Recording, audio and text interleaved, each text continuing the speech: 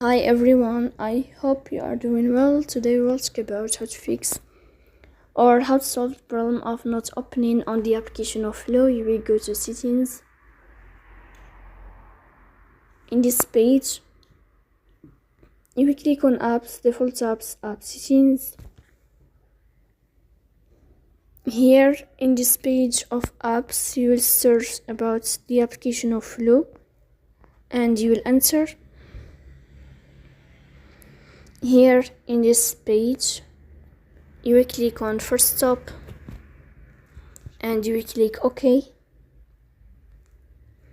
Here you will enter to the window of storage.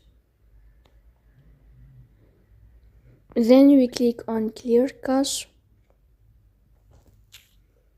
In the end, you will turn off your phone and you will restart your phone again to fix that problem. So that's all. Don't forget, support